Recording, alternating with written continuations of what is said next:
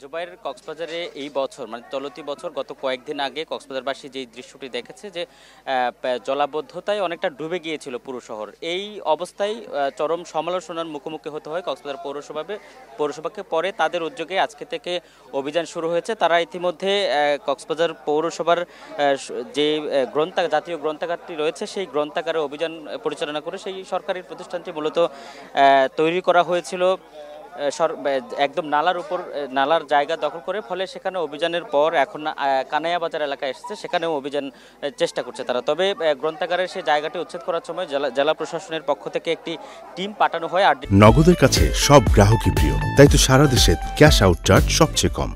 ডিসির নেতৃত্বে তিনি গিয়ে মূলত সেখানে অভিযানটি বন্ধ করে দেন।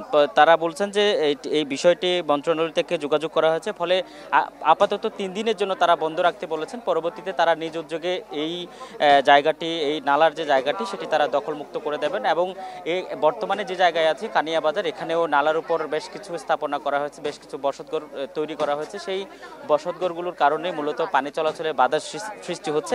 ফলে পর্যটন নগরী পুরো জায়গাতে মূলত জলাবদ্ধতা তৈরি হচ্ছে এবং এই জলাবদ্ধতার কারণে মানুষের যে দুর্ভোগ সেটি অনেকটা সীমা ছাড়িয়ে গেছে। এবং পৌরসভার মেয়র ইতিমধ্যে এর আগেও বেশ কয়েকটি অভিযানের উদ্যোগ নিয়েছিলেন, কিন্তু শেষ পর্যন্ত কোনো আলোর মুখ দেখেনি। তবে এই চলতি যে অভিযান, সেই অভিযানটি শেষ পর্যন্ত কতক্ষণ পর্যন্ত থাকে এবং কতক্ষণ পর্যন্ত এটি অব্যাহত থাকে সেটা আসলে বলা যাচ্ছে না। কারণ অভিযানের প্রথম দিনে অর্থাৎ কয়েক ঘন্টার ব্যবধানে জেলা প্রশাসনের বাধার মুখে একটি জায়গায় উচ্ছেদ অভিযান বন্ধ হয়ে গেছে এবং আরেকটি জায়গায় এসে সেখানেও যদি বন্ধ হয়ে যায়, ফলে এটির আসলে নিশ্চয়তা করা যাচ্ছে না যে কখন এটা। ধন্যবাদ আপনাকে। দর্শক, জলাবদ্ধতা নিরসনে খাল নালায় অবৈধ স্থাপনা উচ্ছেদ অভিযানের উদ্যোগ নিয়েছে কক্সবাজার পৌরসভা।